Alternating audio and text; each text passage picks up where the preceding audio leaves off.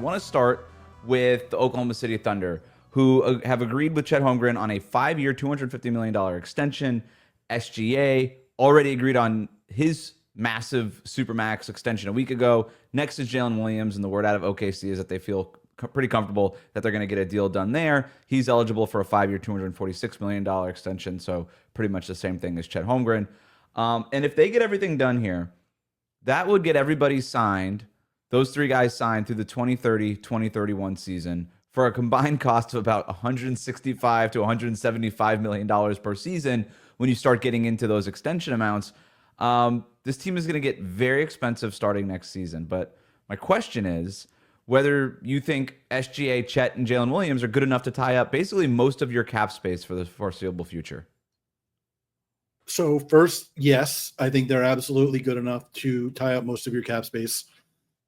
Not necessarily in large part, but at least in part because the Thunder obviously have 7 million draft picks with which they can replenish the coffers basically whenever they want to. And the other thing is they're not going to have to worry that much about the aprons because by the time these guys are costing $150, $160 million, the aprons are going to be in like the high 200s million dollars, and you still got like 100 million plus to fill out the rest of your roster. It's just not that big a deal.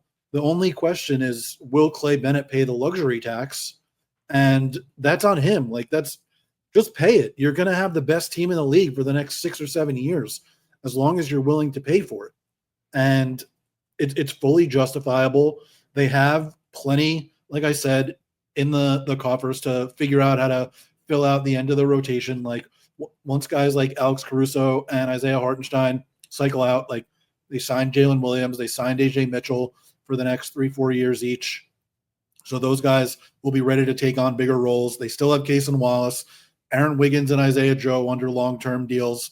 They could move those guys if they want to, and they can miss on like a third to half of their draft picks. And still, as long as they hit on some of them, they'll be able to replenish the rotation players. Like, this shouldn't be that much of an issue for them as long as they're actually willing to pay for the team, which they obviously should be.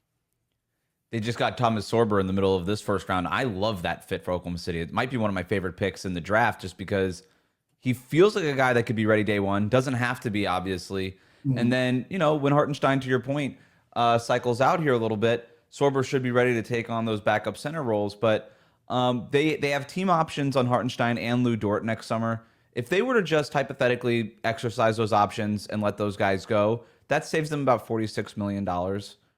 That basically pays for one of Chet or Jalen Williams, right? Like, just right there. And those guys are luxuries, right? You've got Case and Wallace coming up. You've got Thomas Sorber, who you just drafted. You've got Chet Holmgren, who could just play the 5 full time and you go a little bit smaller, or you play Sorber with Chet, or you still play the other Jalen Williams with Chet, or however you want to do it. You could do it if you're OKC, or you could use these draft picks and these other things to potentially swap out some contracts and go get another guy who's a little bit cheaper if they wanted to do that.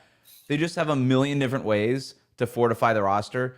Now, that said, the roster might not ever be as good as it was this last season when they won the championship and this coming season, right? It's just, they're absolutely stacked. All these guys are pretty cheap right now. But that's like, they were so freaking good that they could still remain very, very competitive.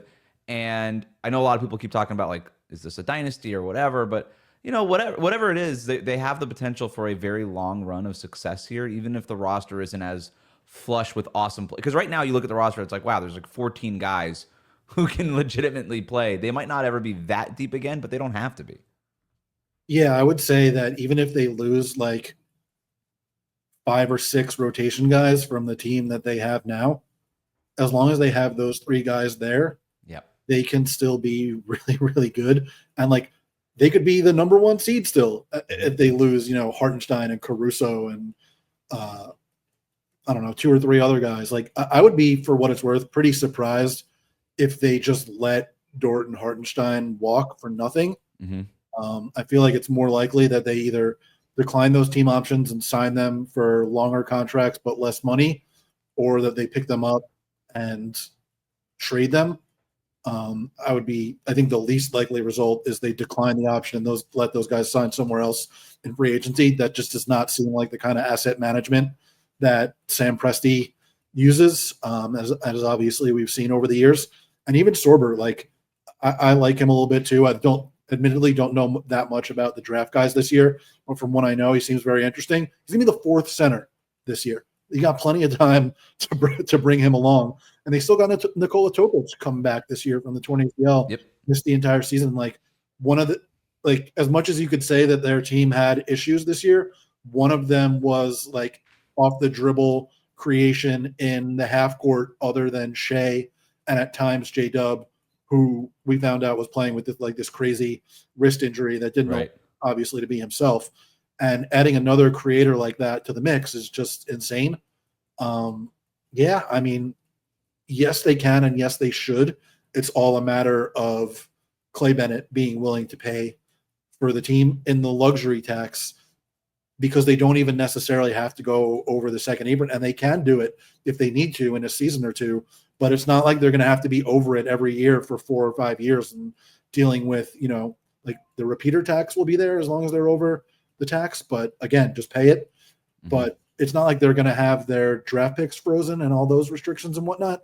And if there's any team that's set up to have their draft picks frozen and not care, it's right. These guys. That's true. They're like, freeze our draft picks. We don't care. We have 1 million draft picks in every draft. It doesn't matter to us. And Clay Bennett, to your point, like, everybody keeps talking. When you think about will the Thunder pay for an expensive roster, most people's minds go back all the way to James Harden, right? And how they weren't willing to pay it. But since then, like, they've paid the tax, right? They paid the tax during the Paul George, Russell Westbrook years. I think maybe 1 or 2 years. I think I have that right. But they're willing. I would imagine they'd be willing to pay a team that won the championship. I would hope so. It's also just a much different financial environment now than it was then. You're talking about like $200-something million when you're talking about the second aprons and whatnot. Whereas back in the day, you're talking about like $70 million cap and the taxes in like the 80s or 90s. And like, if you're paying 3 guys $20 million a year, it's extremely difficult to not deal with those penalties. It's a lot different these days than it was then. And teams are making more money than they were then. And I think more owners, at least, not all of them and not enough of them, are clued into the fact that the real money for them is in the valuation, and continuing to win at the highest level only raises the valuation of the team. Yep. You mentioned the Jalen Williams injury there. Obviously, he comes out with whatever that 15-minute YouTube video where he's just sitting down explaining it. As somebody who covers the sport, what did you think about that? I loved it. You usually hear stuff, especially when these teams lose. Oh, so-and-so is dealing with a knee thing or a broken, fractured thumb here or whatever. And it kind of feels like it's excuse making.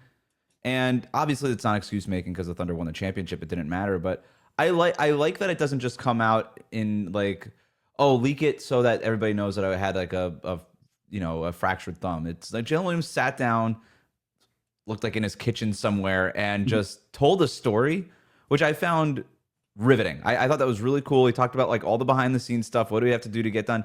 That's how you do it to me. That was really cool.